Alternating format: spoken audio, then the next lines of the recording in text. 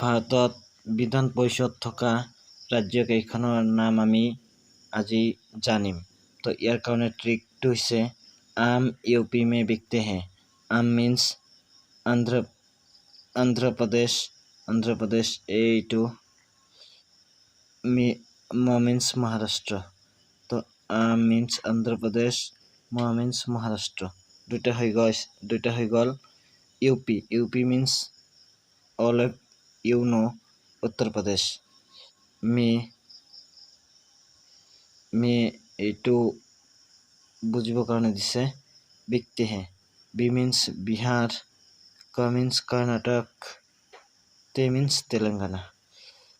प्रथमे 7টা আছিল, जम्मू काश्मीरो আছিল, এতিয়া जम्मू काश्मीर নাই, এতিয়া হৈছে 6টা। সো ইউ গাইজ এইটো মনত ৰাখিবা।